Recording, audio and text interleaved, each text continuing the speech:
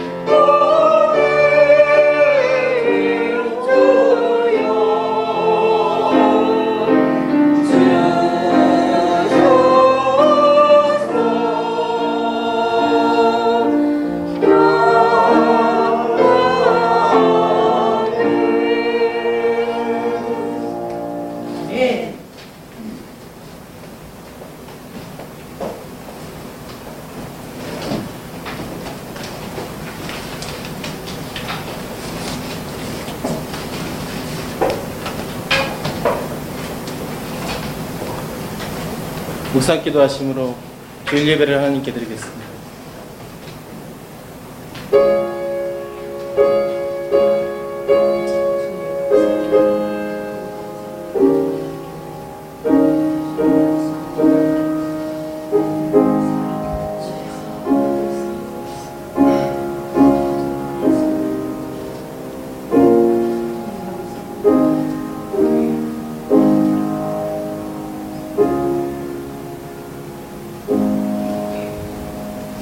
사랑하는 하나님 아버지, 저희 성도들을 특별한 계획을 가지시고 인도하시니 찬양과 감사를 드립니다. 예배 장소를 허락하셔서 저희를 다시 모이게 하시고 주님께 예배와 찬양을 드리게 하시니 또한 감사드립니다. 저희 가운데 성령으로 충만하게 하셔서 주님의 뜻을 깨닫게 하시고 주님의 은혜가 충만하게 하시며 저희가 드리는 찬양과 예배를 기쁘게 받으시고 주님만이 홀로 영광 받아 주시옵소서. 예수님의 이름으로 기도합니다. 신앙 고백하시겠습니다. 나는 전능하신 아버지 하나님 천지의 창조주를 믿습니다. 나는 그의 유일하신 아들 우리 주 예수 그리스도를 믿습니다. 그는 성령으로 잉태되어 동정녀 마리아에게서 하시고 본디오 빌라도에게 고난을 받아 십자가에 못 박혀 죽으시고 장사된 지 사흘 만에 죽은 자 가운데서 다시 살아나시며 하늘에 오르시어 전능하신 아버지 하나님 우편에 앉아 계시다가 거기로부터 살아있는 자와 죽은 자를 심판하러 오십니다. 나는 성령을 믿으며 거룩한 공교회와 성도의 교제와 죄를 용서받는 것과 몸의 부활과 영생을 믿습니다. 아멘.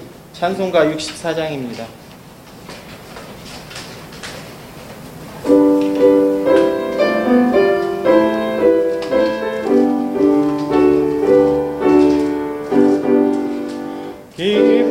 기뻐하며 경배하세 영광의 주 하나님 주 앞에서 우리 마음 일어나는 것 같아 죄와 슬픔 사라지고 의심 부른 것이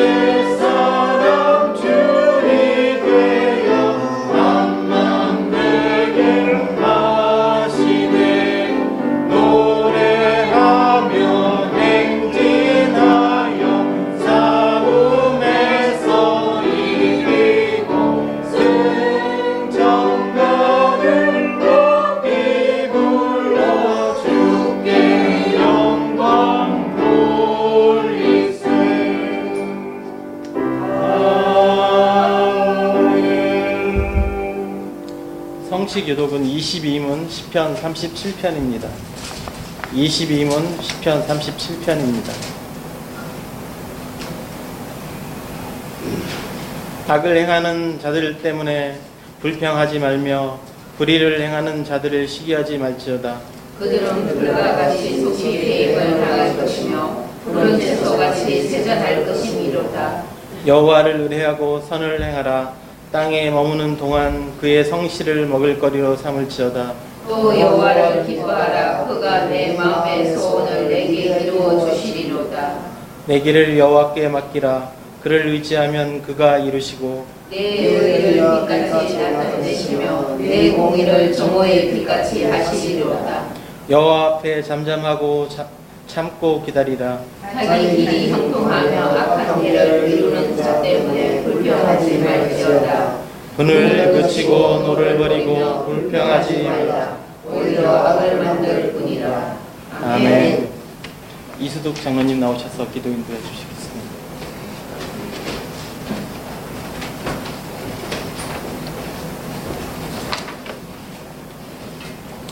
사랑과 자비가 풍성하신 아버지 하나님, 지난 시간도 주님의 은혜 가운데 은사에 감사할 수 있게 하시며 세상 삶을 살아갈 때 주님과 함께 할 수 있어서 감사합니다.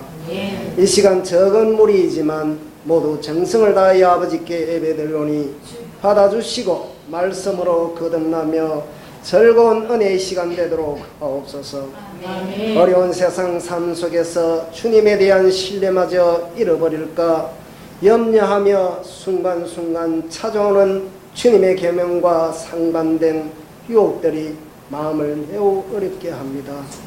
주님, 이 어려운 마음이 주의 말씀으로 치유되며 예배 드릴 때 이기게 하옵소서. 아멘. 주님 사랑하셔서 이 작은 공동체를 이끄시는 주님, 우리 작은 교회를 붙들어 주옵소서. 아멘. 함께하니 힘든 것이 무엇이며 함께 해야 하니 무엇이 필요한지 우리는 그저 소망하며 기도할 뿐입니다. 주님께서 이곳에서 우리의 필요를 채워주시며 아멘. 마음으로 힘들지 않도록 하옵소서. 아멘. 주님을 섬기다 잠시 보지 않아야 할 것을 보았고 겪지 않아야 할 것을 겪었지만 우리는 내려놓았고 흔들리지 않고 주님께 용서 구하며 더욱 주님 사랑함에 감사할 뿐입니다. 아멘. 우리 작은 교회가 가야 할 길을 간구하오니 주님 길을 열어 주옵소서. 주님, 이 나라 이 민족을 위해 기도합니다. 모처럼 긴장이 완화되고 폐하의 문이 열렸음에 이 열린 문으로 복음이 들어가게 하시며 저 북녘 땅에도 지하로 스며든 주님의 사랑이 땅 위로 올라오게 하셔서 찬송과 기도의 소리가 들리게 하옵소서. 아멘. 또한 어떻게 변할지 모르는 정치적인 여건도 안정된 가운데 대화가 잘 이루어지도록 하시되 남과 북이 주체가 되어서 이 민족이 하나 되는 역사가 이루어지게 하옵소서. 아멘. 이 시간 말씀을 대안하신 오 목사님 함께 할 수 있음에 감사합니다. 아멘. 항상 영육간에 강건하게 붙들어 주시고 말씀 충만토록 하옵소서. 구본식 목사님 긴 여정의 선교의 길에도 평강이 있게 하시며 아멘. 열방의 복음을 전하실 때 천국의 나라가 더욱 확장되게 하옵소서. 아멘. 예배 이 시종을 주님께 의탁합니다. 주님 홀로 영광 받아주시며 마귀 일절 틈타지 않도록 복되고 은혜로운 예배 되게 하옵소서. 아멘. 이 모든 말씀 우리 주 예수 그리스도 이름으로 간절히 기도합니다. 아멘.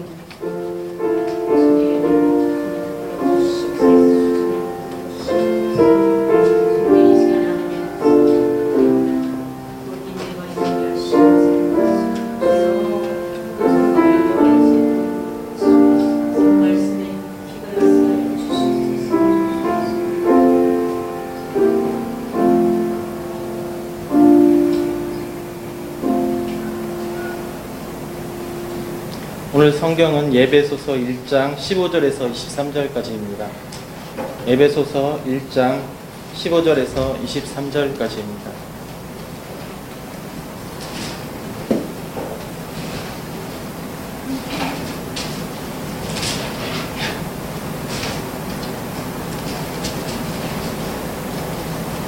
교독하겠습니다.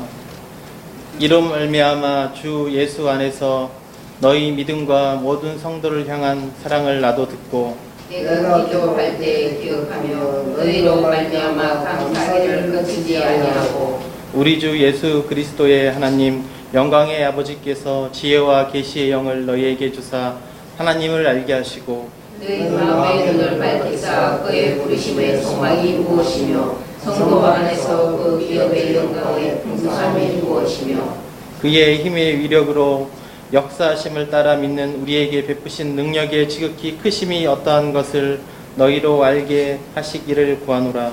그의 눈을 뜰 수 없어 역사하사 죽은 자 가운데서 다시 살리시고 하늘에서 자기의 오른편에 앉으시사 모든 통치와 권세의 능력과 주권과 이 세상뿐 아니라 오는 세상에 일컫는 모든 이름 위에 뛰어나게 하시고 또 만물을 그의 발 아래에 복종하게 하시고 그를 만물 위에 교회의 머리로 삼으셨느니라.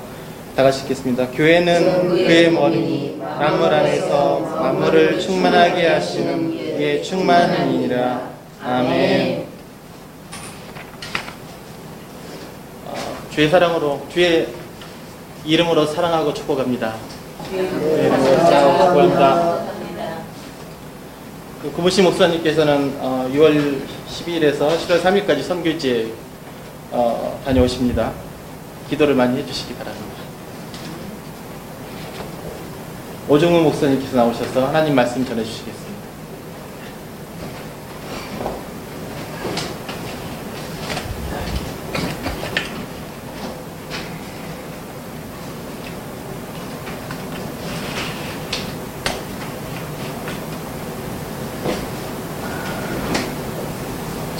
제가 이렇게 카메라 앞에서 서본 적이 별로 없어요. 제가 지난주에 동영상 보내주신 것을 제가 보면서 아하, 설교하면서 손을 어디다 둘 줄을 모르는구나, 손을 왔다 갔다 하는 거야, 이런 것도 제가 봤고 많은 도움이 되었습니다. 습관이 하루아침에 고쳐지기 하겠습니까만은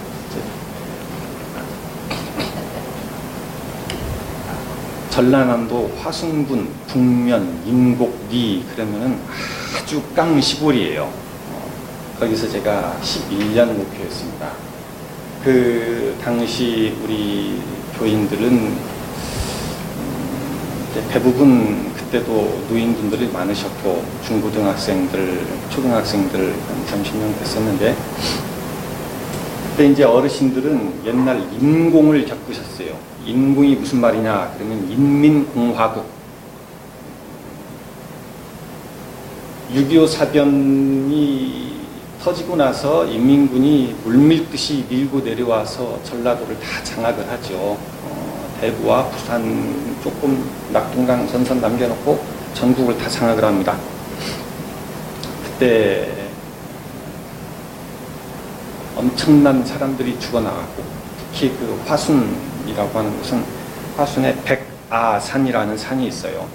흰백자에다가 옛날은 어금니 아자를 썼는데 이제 그 아자를 고쳐서 거위 아자로 고쳤습니다. 딱 산을 보면은 야 어금니처럼 생겼구나 딱 보여요. 그러니까 사람을 물어 죽이는 산이다 라는 인상을 바꾸기 위해서 거위 아자로 바꿨는데 그 산에 한때 빨치산 사령부가 있었고 6.25 종전 이후에 1953년 이후에 약 3년간 정부군 손이 미치지 못한 지역입니다.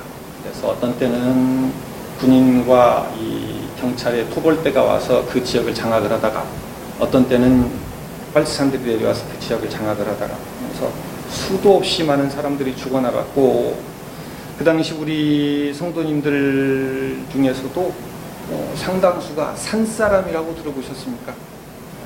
산에서 살던 빨치산이에요.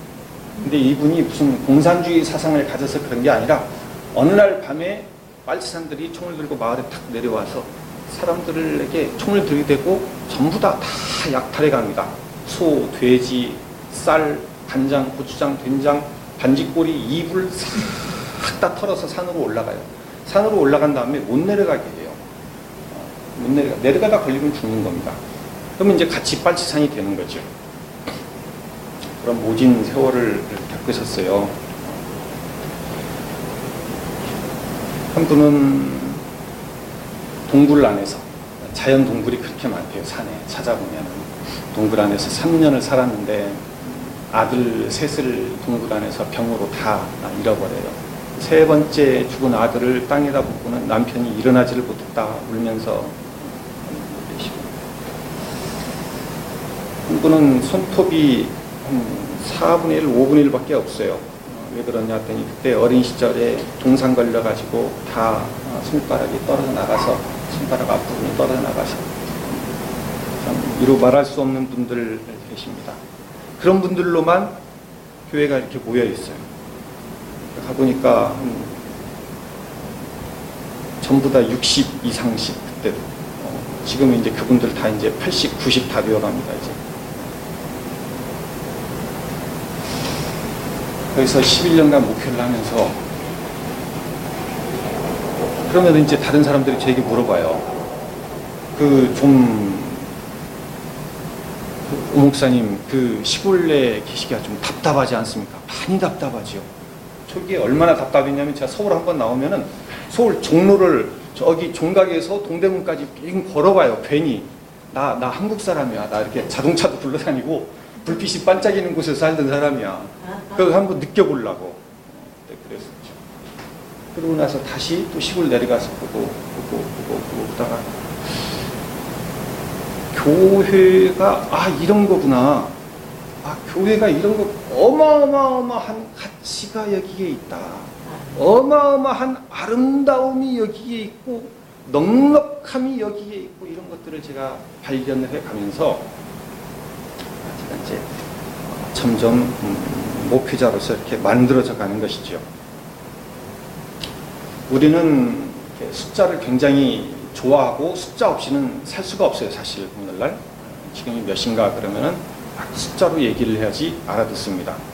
근데 그 당시 우리 성도님들은 음력 스무 하루에 해걸음판에 모여가지고 음력 스무 하루 해걸음판에 모여가지고 우리가 교회에서 이것저것 음식을 만들고 음력 스무 하루 해걸음판.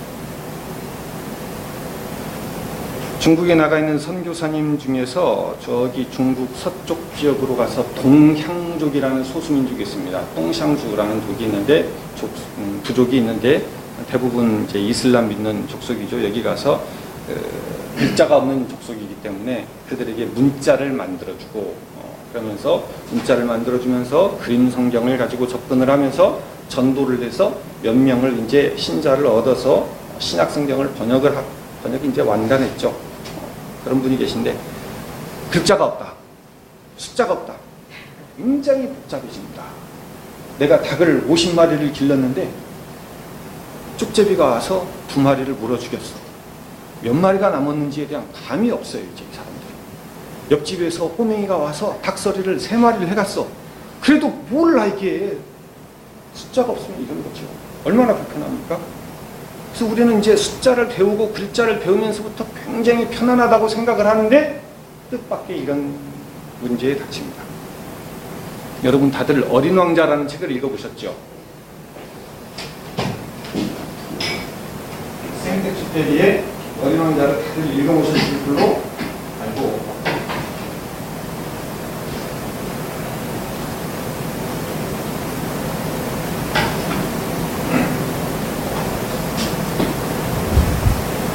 어린 왕자에 나오는 내용 중에 이런 것이 있어요. 저 집은 아주 예쁜 집이야. 장미꽃 넝쿨이 이렇게 드리워져 있고 그러면 사람들이 그 말을 못 알아들어요. 아주 간단하게 얘기하면 돼요. 그 집이 2억 원짜리 집이야. 그러면 다들 고개를 끄덕거린다 이거예요.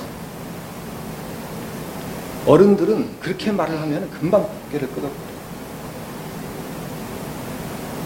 자, 이제 우리가 숫자로 표현되지 아니하는 것들에 대해서 생각을 해봅시다. 나의 감정을 표현한다. 나의 슬픔은 지금 100분의 70%이다. 이렇게 말하는 사람이 있습니까? 없지요. 분노, 기쁨, 사랑. 우리 큰딸아이가 어렸을 때 아빠가 좋아. 아빠 사랑해. 아빠 예뻐. 아빠를 이렇게 사랑해. 그때까지였어요. 이렇게. 그 다음부터 없어. 숫자라는 것은 없는 거예요. 이제 숫자로 표현이 가능한가? 그런 숫자가 있는가? 없죠. 그러면 이제 교회를 한번 생각해 봅시다. 교회라는 이 우리들의 모임을 숫자로 표현을 해보시오. 숫자가 굉장히 정확하고 크고 작은 것을 구분할 수 있고 편리한데 교회를 숫자로 표현해 보십시오. 가정을 숫자로 표현해 보십시오. 표현을 할 수 없습니다. 우리의 신앙을 숫자로 표현 가능한가? 불가능하죠. 신앙, 교회, 가정 도저히 숫자로 표현 불가능한, 그래서 대소 많고 적음을 따질 수 없는 그런 것들이 사실은 굉장히 인생살이에서 중요한 거예요. 이제 이렇게 하고 오늘 본론으로 들어가서 에베소서 말씀을 봅시다. 에베소서는 바울이 에베소에 있는 성도들에게 쓴 편지입니다. 그 편지의 내용을 1장 쭉 잠깐 살펴보면은 이렇게 4절에 창세전에 그리스도 안에서 우리를 택하셨다라는 말씀 나오고 5절에는 우리를 그의 기쁘신 뜻대로 우리를 예정하셨다라는 말씀이 나오고 11절에도 우리가 예정함을 입었다. 우리가 예정함을 입었다 이런 말씀이 나오고 그런가 하면 또 3번에 걸쳐서 6절에 은혜의 영광을 찬미하게 하련다. 우리로 하여금 하나님의 은혜의 영광을 찬미하게 하려 한다. 12절에도 그의 영광과 찬송이 되게 하려 하신다. 14절에도 그의 영광을 찬미하게 하려 하신다 이렇게 나옵니다.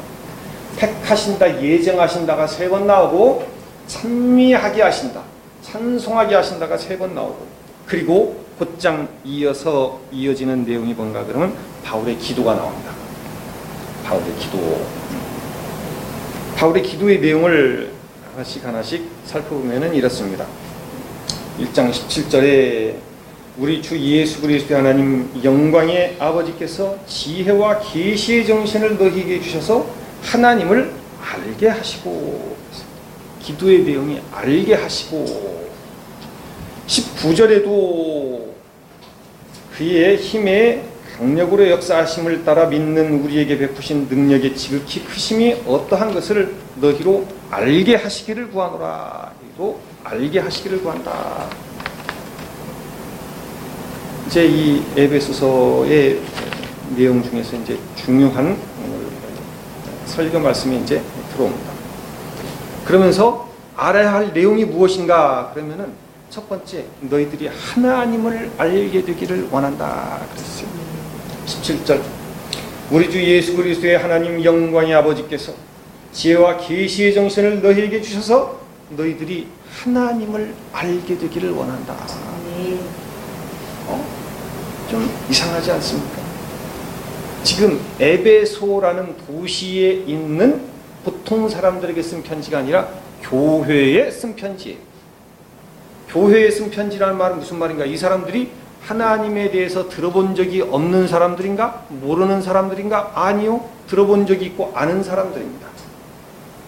그런 사람들에게 편지를 쓰기를 너희들이 하나님을 알게 되기를 원한다 그랬어요. 신약 성경의 내용들이 대부분 이렇습니다. 바울이 로마에 있는 보통 사람들에게 편지를 쓴 것이 아니라 교회에 편지를 써서 로마서가 되고, 그렇죠? 고린도에 있는 교회에 편지를 써서 고린도 전후서가 되고, 에베소에 있는 교회에 편지를 쓰는 겁니다. 그러면서 하는 말이 뭔가, 내가 너희를 위해서 간절히 기도하는 내용이 있는데 너희들이 하나님을 알게 되기를 원한다. 알게 되기를 원한다. 그러면 이제 이 알다라는 말에 대해서 좀 우리가 생각을 해봐야 됩니다. 우리 바로 맞은편 집에 사는 사람은 저에 대해서 어느 정도 알까요? 아, 저 집에 이렇게 생긴 사람이 살아. 그 정도 알죠. 그 정도 아는 거예요. 근데 이제 우리 아들이 알고 있는 저는 훨씬 아는 내용이 많아요. 아빠가 코를 엄청나게 골아댄다부터 시작을 해서 아빠가 이런 때는 화를 내신다. 아빠가 좋으면은 이런 표정을 짓는다. 제 아내는 훨씬 더 깊이 알죠. 지금 뭐라고 바울이 기도를 하냐면은 에베소 교회 교인들이요, 당신들이 하나님을 더 깊이 그렇게 알려면은 그냥 단순히 지금까지 조금씩 이렇게 들어서 아는 것 말고 더 깊이 알려면은 그 어떤 뭔가가 있어야 된다. 이게 사람의 힘으로 되는 일이 아니기 때문에 내가 기도한다. 기도해서 하나님께서 은혜를 주셔야지, 지혜를 주시고 계시를 주셔야지 당신들이 하나님을 더 깊이 알아갈 수 있다. 또 알아야 될 내용이 뭔가 했더니 18절, 너희의 마음의 눈을 밝히사 그의 부르심의 소망이 무엇인지 너희들이 알게 되기를 원한다. 하나님께서 당신들을 부르셨는데 왜 부르셨는지, 무슨 소망을 가지고 부르셨는지 알게 되기를 원한다. 성도 안에서 하나님께서 주신 그 기업의 영광의 풍성하심이 얼마나 풍성하신지 당신들이 알게 되기를 원한다. 하나님의 능력이라는 것이 얼마나 엄청난 것인지 당신들이 알게 되기를 원한다. 그 능력은 그리스도를 죽은 자 가운데서 부활케 하셨다. 모든 이름 위에 예수 그리스도를 뛰어나게 하셨다. 만물을 예수 그리스도의 발날에 복종케 하신다. 그를 만물 위에 교회의 머리로 주셨다 그랬어요. 22절 중요한 말씀이니까 우리 다 같이 한번 읽어봅시다. 22절 시작. 또 만물을 그 발 아래 복종하게 하시고 그를 만물 위에 교회의 머리로 삼으셨느니라. 중요한 말씀. 이 바울의 세계관이 나왔어요. 만물은 다 예수 그리스도의 발 아래에 복종케 된다. 예수님을 만물 위에 교회의 머리로 주셨다. 이 짧은 표현 안에 바울의 세계관, 바울의 역사가, 바울의 가치관이 드러났어요. 이 짧은 구절 안에 만물이 있고 만물 위에 뭐라고 했죠? 다시 보세요. 만물 위에, 위에라는 단어 바로 뒤에 뭐가 나오죠? 만물 위에 교회. 교회의 머리 그리스도. 만물이 있고 만물 위에 교회가 있고 교회의 머리가 그리스도예요. 이런 말씀이었군요. 아하, 에베소서가 지금 이런 말씀을 하시는군요. 그 교회라는 데가 근원이 어디에서부터인가 그러면 창세 이전에 우리를 택하심부터 시작을 한. 그렇군요. 대한민국은 1948년부터 시작을 하는데 하나님의 나라는 창세 이전에 하나님께서 택하심부터 시작을 하는군요. 그리고 그 교회가 만물보다 위에 있군요. 만물의 위에 교회. 교회의 머리 그리스도. 바울이 역사를 바라보는 눈, 바울이 온 세상을 바라보는 눈, 바울의 가치관. 우리는 돈에 적혀있는 숫자로 가치를 매기는데 굉장히 익숙해졌어요. 그렇죠? 그래서 신사임당은 세종대왕 5을 당해내요. 그런데 이 교회는 어느 곳인가? 여기에 대해서 좀 우리가 좀 의아해 하지 않습니까?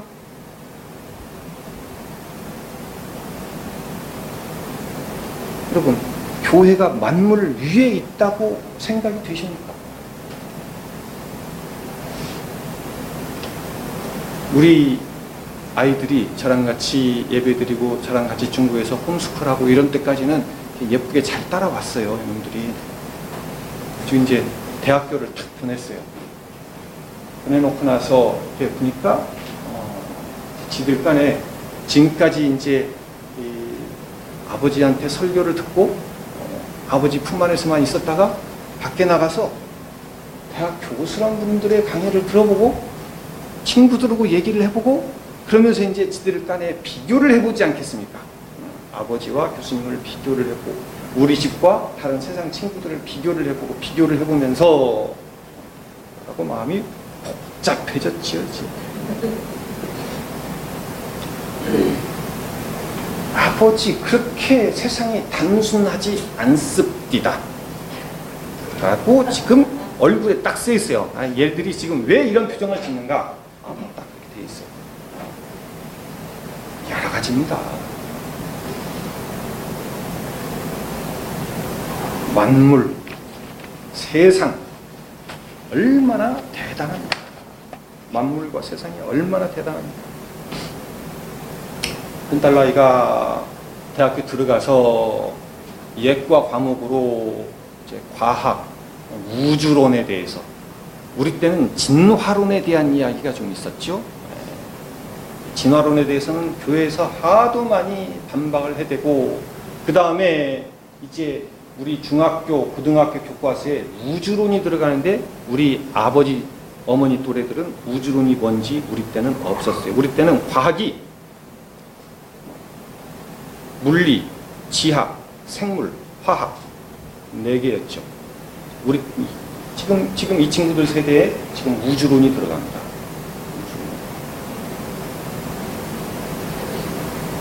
우주 팽창론.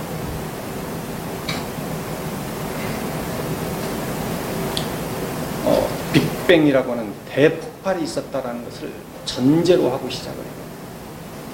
놀랍습니다. 빅뱅. 옛날 대폭발이 있어서 오늘날의 우주가 생겼다. 그 교수의 강의를 들어보고 나머지 외국의 유명한 교수들도 다 그렇게 얘기를 한다는데 아버지만 달로. 그러면은 얘가 그것을 놓고 나한테 와서 이렇게 교수님이 강의를 하는데 이에 대해서 어떻게 생각을 하십니까? 이러면 제가 좀 얘기를 할 텐데 얘기를 안 하고 이제 살살 눈치를 보는 거죠.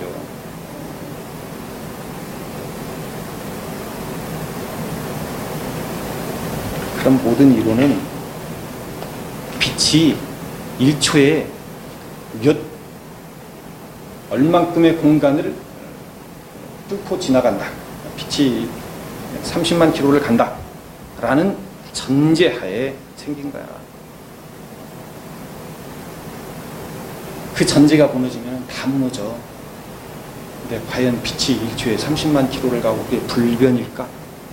그러면은 이제 그런 것은 지가 생각을 안 해봤으니까 입을 또 딱 다물어.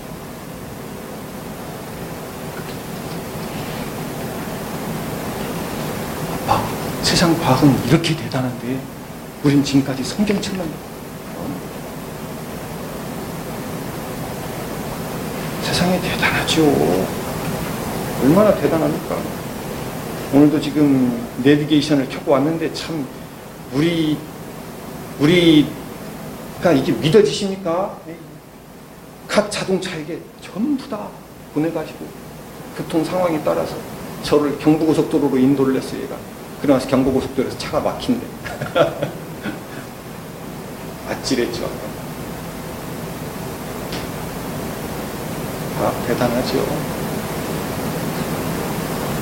과학이 발달하는 것처럼 교회도 뭐가 막 발달하는 것이 눈에 보이면 좋겠는데 교회는 계속해서 이 책만 붙잡고 있어. 그러니까 아이들이 이제 이에 대해서 점점 자신이 없어지는 겁니다. 세상은 막 빌딩이 막 올라가요. 아파트 짓는데 금방 올라가요. 근데 우리 집은 올라가는 것은 관두고 아무것도 없어. 아빠가 와서 보니까 지들이 이제 눈 좀 뜨고 와서 보니까 아빠가 아무것도 없는 사람이야. 아빠 지금까지 돈 안 벌고 뭐 했어? 그렇죠. 나는 아빠처럼 안 살아. 이 과정을 겪어야 돼요. 이 과정을 겪어야 돼. 나는 절대 아빠처럼 안 살아. 아빠 왜 엄마하고 우리를 이 고생을 시켰어? 이제 우리 큰아들 놈은 직접적으로 저한테 놓고 하는 겁니다. 예. 뭐 아찔아찔해요. 심장에 비수를 꽂아요 이놈이. 대단합니다. 이 과정을 겪어야지 얘가 지금 솔직하고 정직하게 얘기를 하는 거죠. 만물이 얼마나 대단합니까? 이 세상이. 만물 안에 뭐가 들어갑니까? 인류 역사가 다 들어가네. 그렇죠? 알렉산더가 들어가고 징기스칸이 들어가고 나폴레옹이 들어가고 인류 역사상 최대의 대제국을 최대 면적의 큰 나라를 세운 사람 징기스칸입니다. 징기스칸의 후예들이 세운 원나라 가장 넓은 면적을 차지했죠. 그런가 하면 우리들의 믿음의 조상 아브라함 좀 이따 보겠습니다. 무슨 땅을 얻었던가요? 막벨라 굴. 그거 얼마죠? 은 400세겔. 은화 400냥. 은화 400냥.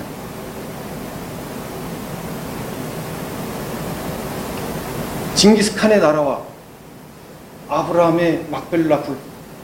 부인 사라가 죽어서 무덤으로 쓰려고 사는 땅. 비교가 됩니까? 비교가 안 되죠. 애들이 크면은 이제 금방 그런 질문하는 게 한국에 있을 때는 그런 게 없었어요. 중국 가서 우리가 당장에 일단 세계 지도를 하나 사놓고 중국 지도를 하나 사서 벽에다가 딱딱 걸어놨어요. 나중에 한국에서는 한국 지도를 이제 사가지고 와서 한국 전도 지도를 딱 하나. 큰딸 아이가 이렇게 쳐다보더니 저에게 물어보는데 그때 나이가 초등학교 6학년이에요. 아빠, 단군 할아버지는 왜 이 넓은 땅을 놔두고 저기다가 나라를 세웠어요?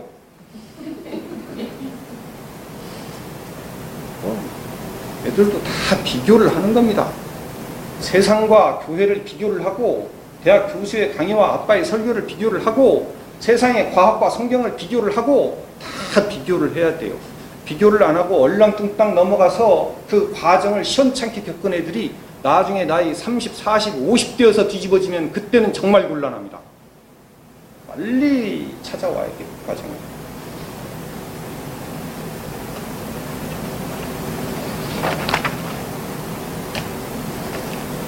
교회와 세상, 세상이 훨씬 더 대단해 보이죠.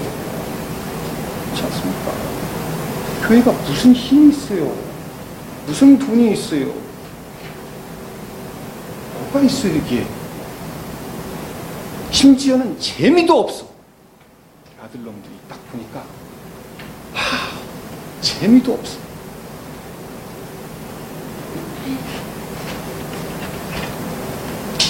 제가 지금 요새 이제 경희대 주변에서 사역을 하면서 경희대 기독교수 협의회 회장을 맡고 있는 이제 한 교수님, 이병헌 교수님이라는 분하고 만나서 얘기를 했는데 그분이 그렇게 얘기를 합니다. 그분이 이제 박사위가 4개인데 지금 5개째를 이제 도전하고 계신데 호텔 경영학 박사에다가 상담 심리학 박사에다가 신학도 하셨어요. 신학 박사도 있고 부동산학까지 하셨어요. 이분 또 세상 또 물정에 밝아요.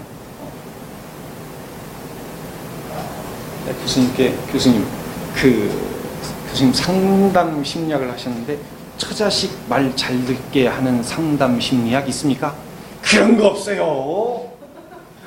자식들 눈에 보기에 우리들은 꼰대예요. 꼰대. 아, 그렇군요. 예, 목사님이나 저는 꼰대예요. 지네 친구들이 말하면 그럴싸하게 따라가고 우리가 말하면 안 듣습니다.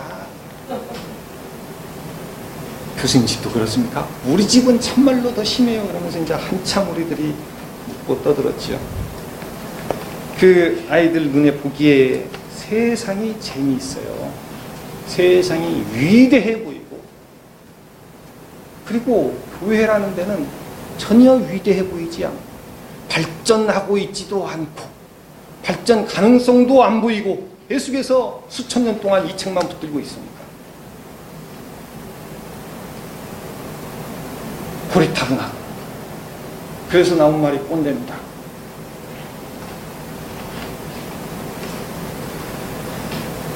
자, 교회라는 말에 대해서 또 세상이라는 말에 대해서 이 교회와 세상의 비교, 대조를 하려면은 교회와 세상의 관계를 한번 봐야 돼요. 관계가 어떻게 되는가? 관계가 창세기 12장 1절에 우리가 익히 잘 아는 구절이라 생각을 하고 제가 그냥 창세기 12장 1절, 2절, 3절 제가 봉독합니다. 여호와께서 아브라함에게 이르시되 너는 너의 본토 친척 아비 집을 떠나 내가 네게 지시할 땅으로 가라. 내가 너로 큰 민족을 이루고 네게 복을 주어 네 이름을 창대케 하리니 너는 복의 근원이 될지라. 너를 축복하는 자에게는 내가 복을 내리고 너를 저주하는 자에게는 내가 저주하리니 땅의 모든 족속이 너를 인하여 복을 얻을 것이니라 하시니라. 자, 이제 이 말씀을 봅시다. 너는 너의 본토 친척 아비 집을 떠나 그랬습니다. 떠나. 왜 떠나라고 하셨을까? 그러면서 성경 전체를 훑어보면은 교회라는 말 자체가 이제 신약 성경 사도행전에 등장하는 이 교회라는 말 자체가 떠나야 돼요. 뭘 떠나는가? 뭘 떠나는가? 세상을 떠나야 됩니다. 교회라는 말이 에클레시아라는 말인데 에크란 말은 밖으로라는 말입니다. 밖으로. 에클레시아. 클레시아는 무슨 말인가? 칼레오, 부르다 동사에서 왔어요. 그래서 밖으로 불러냄을 받은 사람들이 밖에서 모여있는 상태. 이것이 에클레시아입니다. 무엇으로부터의 밖이죠? 이 세상으로부터의 밖이. 그러니까 세상 밖으로, 만물 밖으로 불러내어서 그 불러냄을 받은 사람들끼리 모인 여기가 에클레시아 교회입니다. 지금 하나님께서 에클레시아를 만드시는 것이죠. 갈대아 우르라고 하는 그 당시 청동기 문명이 매우 발달했던 최첨단 도시이면서 그 안에 우상 숭배가 횡행했고 그 안에 세상의 가치관, 세상의 세계관, 세상의 역사관으로 꽉 찌들은 그곳에로부터 아브라함을 하나님께서 불러내시면서 하시는 말씀이 너는 너의 본토 친척 아비 집을 떠나요. 너는 이 세상을 떠나야 된다. 너 내가 부르는 대로 그냥 따라오면 돼. 밖으로 불러내셨어요. 교회를 세상으로부터 분리시키십니다. 세상 밖으로 불러내십니다. 아브라함을 부르시는 하나님. 이렇게 해서 이 에클레시아가 위대하죠. 이때부터 이제 본격적으로 하나님께서 하나님의 나라, 하나님의 교회를 세워나가십니다. 본격적으로. 세워나가실 때 하나님께서 아브라함을 부르신 부르심의 소망이 무엇인가? 부르심의 소망이 무엇인가? 너를 축복하는 자에게는 내가 복을 내리고 너를 저주하는 자에게는 내가 저주하리니 땅의 모든 족속이 너를 인하여 복을 얻을 것이니라. 그것이 부르심의 소망이었어요. 땅의 모든 족속이 결국 너로 말미암아서 복을 얻게 될 것이다. 이 부르심의 소망을 가지고 하나님께서 아브라함을 부르셨고 그로 인해서 이제 창세기가 진행이 되어져 갑니다. 그러다가 창세기 46장으로 가면은 무슨 내용이 있는가 하면 이제 아브라함의 후예들이 야곱과 그의 아들들이 이집트 땅으로 들어가게 된다라는 말씀이 있습니다. 46장 2절에서 3절 밤에 하나님이 이상 중에 이스라엘에게 나타내시고 불러 가라사대 야곱아 야곱아 하시는지라 야곱이 가로되 내가 여기 있나이다 하매 하나님이 가라사대 나는 하나님이라 네 아비의 하나님이니 애국으로 내려가기를 두려워 말라 내가 거기서 너로 큰 민족을 이루게 하라. 이상하다고 생각이 안 드세요?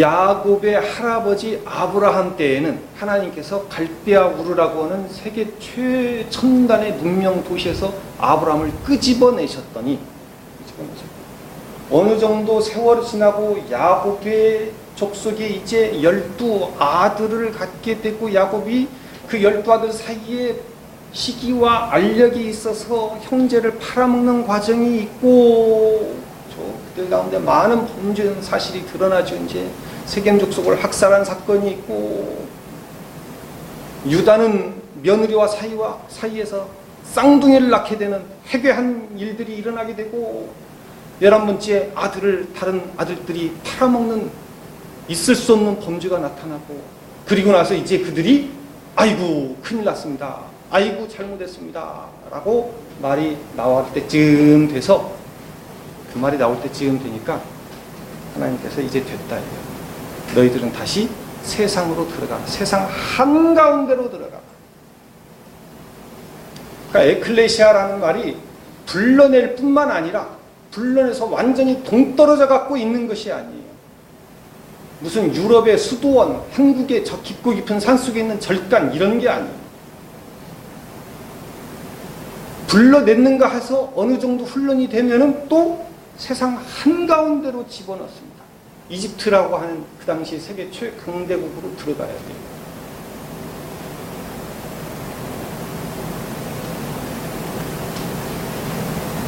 들어가고 나면 이제 어떻게 되죠?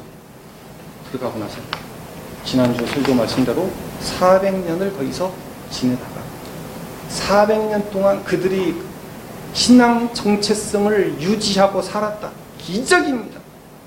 기적입니다. 불가능한 일이에요. 그러다가 하나님께서 다시 모세를 통해서 출애굽, 엑소더스를 행하십니다. 교회를 다시 세상으로부터 꺼내오십니다. 하나님께서 그때 하나님의 군대를 꺼내오신다는 표현을 쓰세요. 하나님의 백성을 다시 꺼내오세요. 아하, 세상 밖으로 불러내셨다가 집어넣으셨다가 다시 꺼내셨다가 나중에는 이놈을 갖다가 하나님께서 깨뜨려 버리세요. 바벨론 왕 느부갓네살을 시켜서 다 뭉개버려, 깨뜨려버려, 산산이 깨서 온 세상에 확 흩어버리십니다. 하나님께서 이런 일들을 하시는구나. 예루살렘이 멸망하죠. 586년. 이런 게 25장 7절에 이렇게 나옵니다. 마지막 왕 시드기야의 아들들을 죽이고 시드기야의 두 눈을 뽑아버립니다. 너는 이제 볼 것 다 봤다 이거예요. 얼마나 무섭습니까? 얼마나 끔찍합니까? 그리고 세상 가운데 흩어버리세요. 흩어버렸는가 했더니 그 다음에 이제 또다시 몇백 년이 지나야죠. 이제 신약성경에 예수님이 등장을 하시고 성경에서 이런 말씀을 합니다. 요한복음 1장 12절 13절 영접하는 자 곧 그 이름을 믿는 자들에게는 하나님의 자녀가 되는 권세를 주셨으니 이는 혈통으로나 육정으로나 사람의 뜻으로 나지 아니하고 오직 하나님께로서 난 자들입니다. 교회에 대한 말씀을 하신 겁니다. 예수님을 영접하는 자, 예수 그리스도의 이름을 믿는 자들에게는 하나님의 자녀가 되는 권세를 주셨다.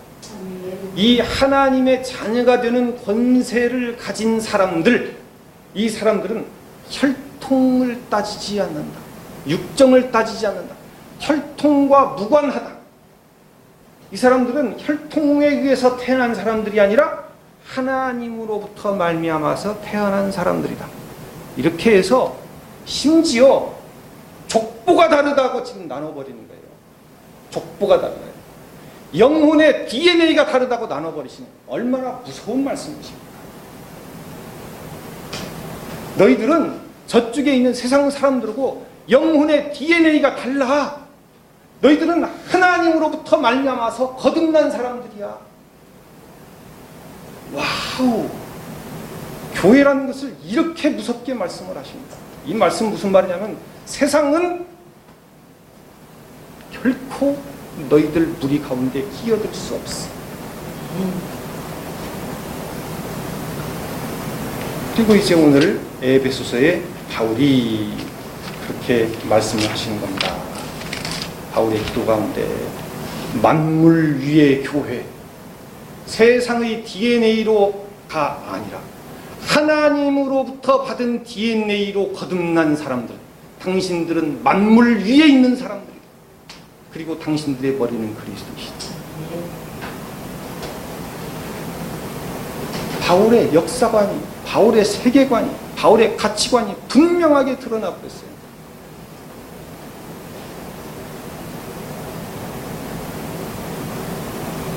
그래서 예수 믿는 사람들은 어떤 관점에서 보면 굉장히 독선적이고 굉장히 교만한 사람들입니다.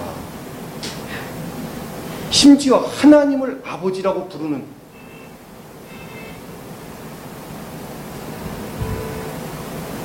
우리 아버지가 현대자동차 사장이야. 이것만 해도 얼마나 대단할 겁니까? 하나님이 우리 아버지야. 옆에서 보는 사람들이 우리를 뭐라고 생각을 하겠어요? 저도 예수 믿기 전에는 뭐라고 생각을 했겠습니까? 사기꾼 놈들. 정신이 이상하잖아. 제 정신이 이상해요. 나도 정신 멀쩡할 때도 살아봤고 정신 이상할 때도 살아봐서 알아. 당신들이 나를 지금 정신 이상하다고 보는지 내가 잘 알아. 두 세상을 다 살아봤습니다.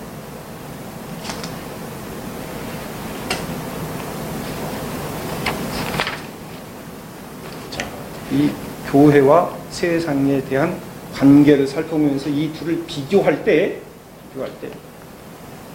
교회가 핵심인가 아니면 이 세상이 핵심인가? 그 생각 한번 해봅시다.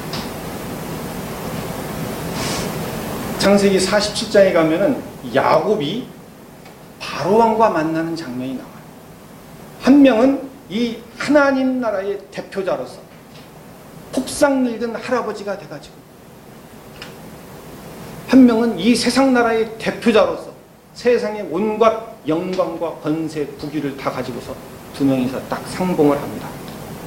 네, 창세기 47장입니다. 야곱이 바로에게 축복하며 바로가 물어봐요. 당신 연세가 어떻게 되시오? 예, 제 나그네 길의 연세가 137년인데 우리 조상들의 연주에는 미치지 못하지만 험악한 세월을 보내었나이다. 얘기를 하죠. 그 짧은 대화밖에 없었어요, 사실. 한 명은 하나님 나라의 대표고 한 명은 세상 나라의 대표로서 두 명이서 잠깐 만났어요. 잠깐. 그 만나는 장면을 떠올리면서 생각을 해봅시다. 누가 더 핵심 같습니까? 누가 더 멋있어 보입니까? 바로왕이 멋있어 보이죠. 바로왕이. 이집트의 바로왕. 왕관을 두 개를 겹쳤습니다. 이집트가 상 이집트가 있고 하 이집트가 있어요. 저쪽 나일강 저쪽 상류 쪽이냐 하류 쪽이냐에 따라서 이집트가 상 이집트 하 이집트가 있어가지고 상 이집트 왕이 쓰는 관이 따로 있고 하 이집트 왕이 쓰는 왕관이 따로 있어서 상하 이집트를 통일을 시켜버려. 이집트를 히브리 말로 미스라임이라고 부르는데 임으로 끝나면 대부분 복수명사입니다. 예루살라임 그러면 예루살렘도 아하 나눠져 있었구나.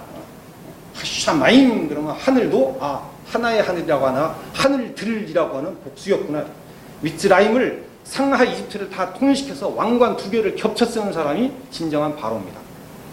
하나는 그냥 원형이고 하나는 삐죽한 왕관이에요. 두 개를 겹쳐 써야지 진정한 바로. 왕관을 두 개를 딱 겹쳐 쓰고 황금 지팡이를 탁 들고 얼마나 품이 나고 멋있어요. 그런가 하면은 100수십 살 돼가지고 다 쪼그라진 할아버지 보면은 누가 멋있고 누가 주인공 같아. 보면 몰라. 그냥 척 보면 알지. 근데 지금 바울은 그런 해석에 있어서 아니다. 누가 핵심이고 누가 가장 중요하냐 그러면은 사람을 살릴 수 있는 사람이 중요한 거야. 겉껍데기 황금 뒤집어 쓰고 있어봤자 아무것도 아니야. 권력 들고 있어봤자 아무것도 아니야. 왜? 좀 있으면 흉년이 닥칠 거거든.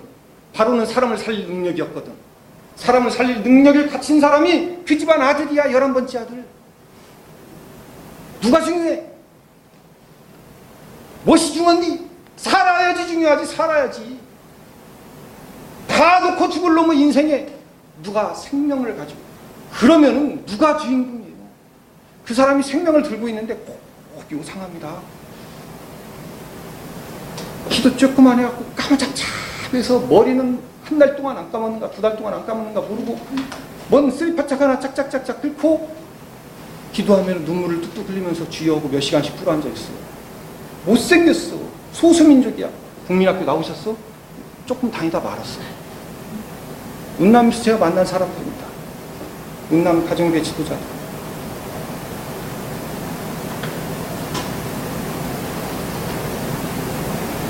말이 선교하러 가지 제가 가서 많이 배워요.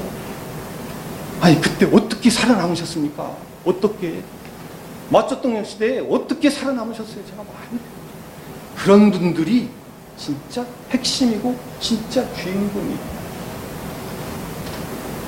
껍데기가 그럴싸하면은 대부분 아닙니다. 껍데기가 그럴싸하면 대부분 아니에요. 서울에 있는 교회에 와서 껍데기가 그럴싸한 교회를 가면은 뭔가 아닙니다.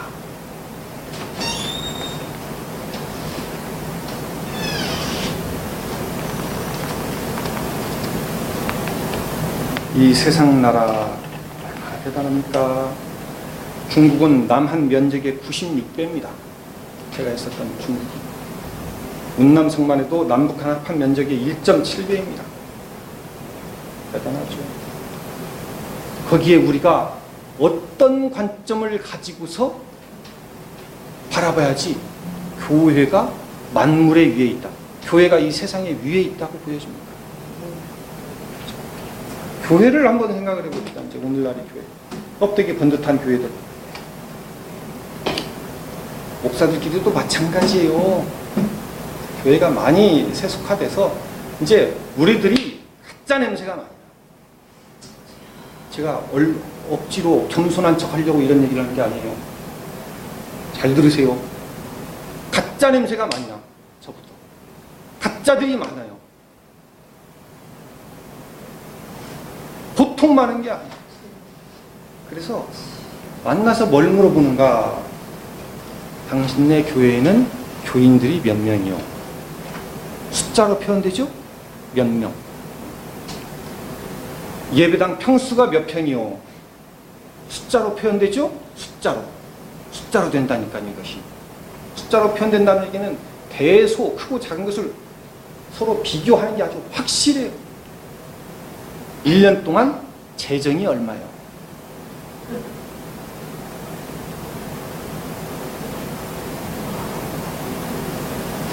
요 관점을 가지고서 성공했네.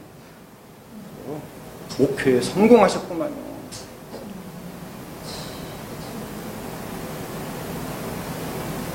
세상의 관점을 가지고서 교회를 바라보면은 교회는 정말로 만물의 찌끄러기 같은 데입니다.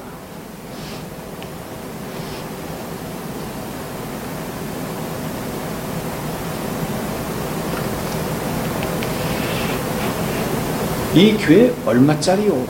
하는 얘기하고 똑같아요.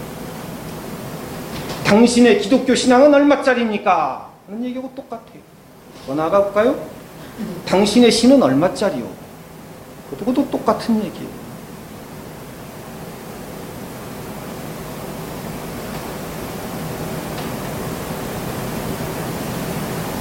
천당 가는 표는 얼마짜리입니까? 이런 얘기들과 똑같은 얘기예요.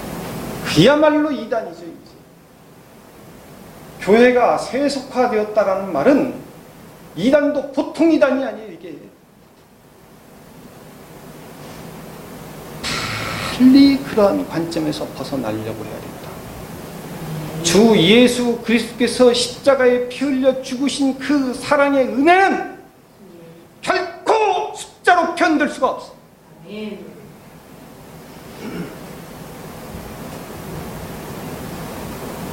내 자식이 하나님께서 은혜로 주셨지 내가 시장 가서 돈 주고 샀습니까? 내 아내 돈 주고 샀습니까? 우리 어머니 돈 주고 샀습니까? 내 심장은 얼마짜리입니까? 가장 중요한 것들이 숫자로 표현이 되던가요? 안 됩니다. 마찬가지로 우리들의 신앙을 누가 감히 세상 관점을 동원해서 숫자로 환산을 한다? 있을 수 없는 일입니다. 교회의 가치는 어디에 있는가? 하나님께서 우리를 부르신 부르심의 소망에 있어요. 아멘. 아브라함을 부르신 부르심의 소망. 천하 만민이 너로 인해서 복을 얻을 것이다. 1차로 이루어진 것이 요셉이 그 7년 대기근을 넘기게 해줘서 수많은 사람을 살려내죠. 그 다음에 2차로 3차로 계속해서 나와서 결국은 예수 그리스도께서 이 땅에 오십니다. 그런 말씀이셨군요. 교회가 존귀한가? 교회의 지위가 이 세상에 비해서 이루 말할 수 없이 높고 교회가 세상의 만물 위에 있는가? 바울의 세계관을 우리가 받아들일 것인가?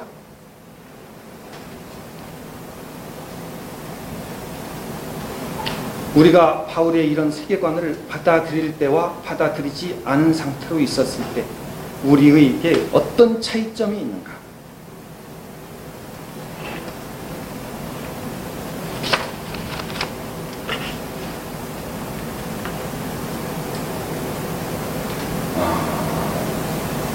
저도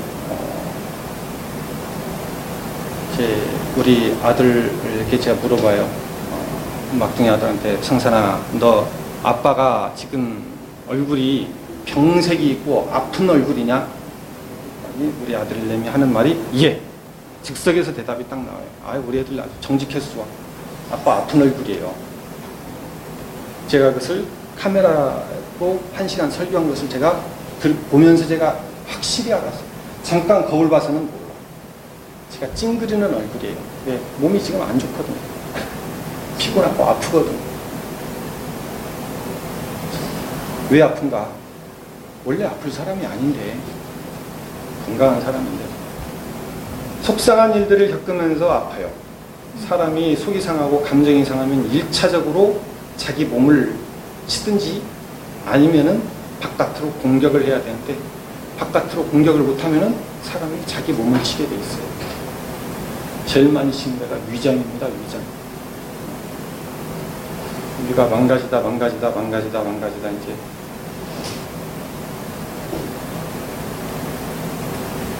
더 여기서 한 단계 더 나가면은 위암으로 가는 겁니다. 거기까지 갔어요. 다시 지금 많이 회복을 하는 중입니다. 왜 그런가? 교회의 분열과 타락을 보기 때문에 그렇습니다. 공산당, 중국 공산당 대단치 않았어요. 부딪혀 보니까 그렇게 대단한 거 아니더라고요. 자기들이 다 거짓말 한다는 걸 알고 있어요. 그 막스 레닌 따라가면은 다 굶어 죽는다는 걸 알고 있어. 그래서 자기들은 이미 자본주의 시장 경제 다 끌어다녔고, 그리고 공산당들은 돈과 권력만 가지고 있고, 나머지 경제는 다 자본주의식으로 돌아간다. 돈과 권력만 건들지 말아라. 원래 공산당 이념이라는 것은 다 잘못된 것이다. 다 자기들도 알고 있어요. 그게 대단치 않습니다. 제일 센 집단들이 중국에서도 이슬람이에요. 중국의 이슬람교가 한 2,500만 명 정도 될 건데, 그 사람들이 훨씬 공산당보다 셉니다. 그래도 뭐 이슬람 때문에 제가 몸이 다 망가지고 뭐 이러지 않아요. 훨씬 더 큰 것은 교회의 분열과 타락으로 인해서 속이 상하고 분노가 치밀어 오는데 분노를 억누르니까 속이 망가지는 것이죠. 이에 대해서 이제 이 바울의 세계관을 받아들이면 우리에게 무슨 좀 변화가 있습니까? 교회가 만물보다 또 위에 있는, 이 세상 어떤 위인, 어떤 나라보다도 더 위에 있는 단체이다. 알렉산더, 징기스칸, 나폴레옹보다도 위에 있다. 그들의 나라들, 바벨론, 페르시아, 그리스, 로마, 오늘날의 러시아, 중국, 미국보다도 더 위에 있다. 라는 이 세계관을 가지면 우리들의 신앙생활에 무슨 변화가 있을까요?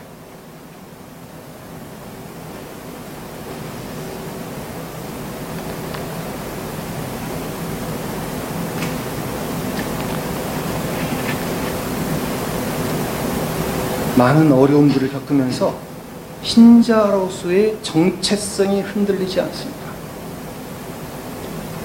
신자로서의 정체성이 흔들리지 않아요. 내가 누군가? 예수 믿는 사람이에요. 예수 믿는 사람이에요. SNS에 글을 올린다.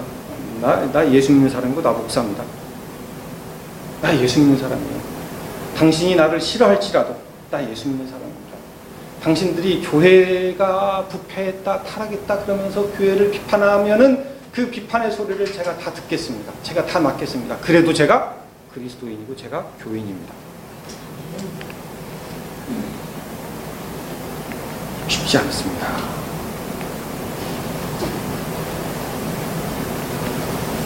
교회가 이토록 존귀한 곳이기 때문에 그 교회에 문제가 생겼다고 해서 교회를 쉽게 비판하고 정죄하고 교회를 떠나고 교회를 향해서 욕을 하고 저주하지 않습니다.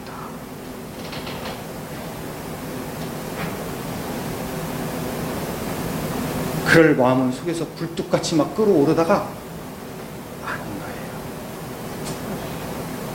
어떤 분이 그런 말씀을 하세요. 5만 원짜리 신사임당 새겨진 이 5만 원짜리 돈이 땅에 떨어져 있어서 저걸 주워야겠는데, 근데 어떤 사람이 지나가면서 싹 돈을 밟고 지나갔어요. 거기에 그 사람 발자국이 딱 찍혔어.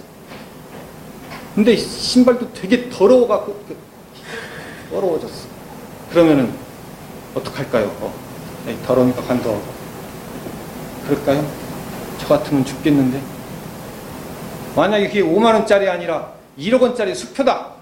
그러면 거기에 개가 개똥을 쌌어도 제가 주어요. 그렇죠? 왜? 가치가 있거든. 가치가 있거든. 거기에 사람들의 죄와 죽음에 대한 근본적인 해결책이 담겨 있다. 그러면은 여기다 사람들이 침을 뱉었든지 개똥이 묻었든지 욕을 하든지 말든지 따질 것이 없어요. 포기하지 않습니다. 다른 사람들이 나를 뭐라고 보든지 흔들리지 않습니다. 이 길을 그대로 갑니다. 아멘. 자, 오늘 말씀을 맺습니다. 교회가 무엇인가? 무엇이 가장 소중한가? 이런 근본적인 질문들을 우리가 해야 된다. 그리고 우리는 이 세상의 가치관에 우리가 얼마나 쉽게 동화되어 가는가. 다른 사람들이 가지고 있는 가치관. 당신네 교회 몇 명 누려? 예배당 평수 몇 평이야? 1년 재정 얼마야? 여기서 빨리 벗어나야 돼. 이 안에 생명이 있다면, 이 안에 예수 그리스도의 십자가에 피 흘려 죽으신 그 보혈이 흐른다면 나머지 것들은 대단한 것이 아닙니다. 그리고 우리는 흔들리지 않고 우리의 길을 곧장 갈 것입니다. 기도합시다. 우리 하나님 아버지,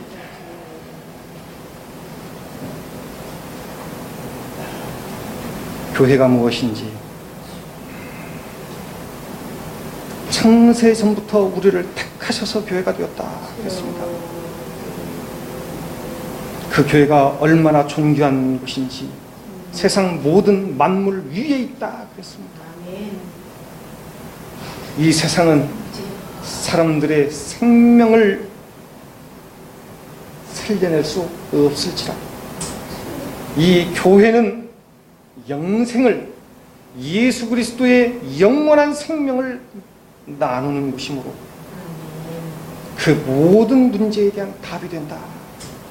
우리 하나님 아버지, 이 날이 갈수록 대단해져가는 세상의 물결 속에서 우리가 흔들리지 않고 우리 신앙을 지켜나가고, 우리의 후손들이 우리의 뒤를 이어서 이 교회들을 받들어 나아가게 하옵소서.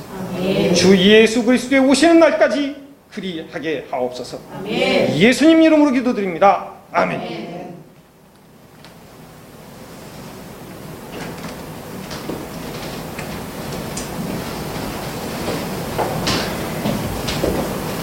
찬송가 210장입니다.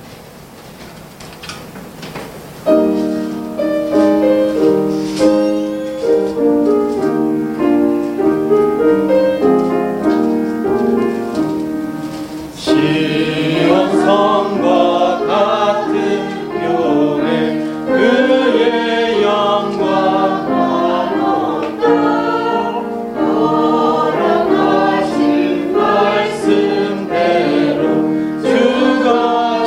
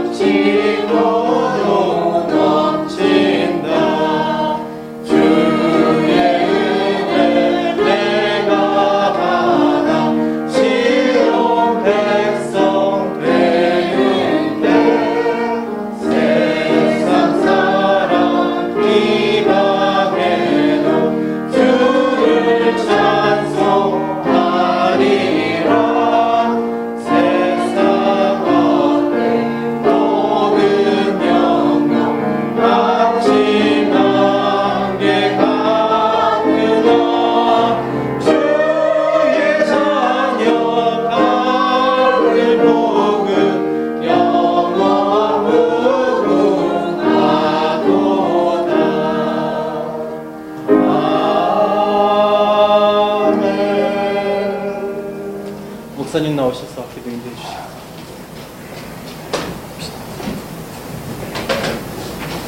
다 같이 기도하겠습니다.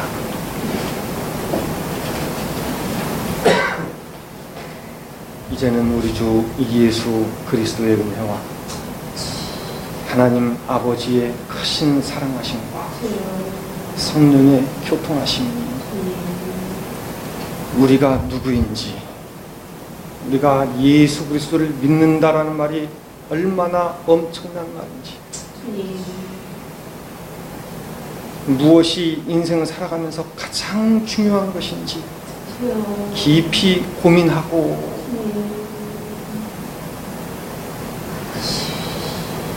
하나님 말씀 가운데서 답을 얻고 지금 있는 이 신앙을 떠나지 않기로 굳게 다짐하는 심령들 위해 이제로부터 영원토록 함께 있을지어다. 아멘.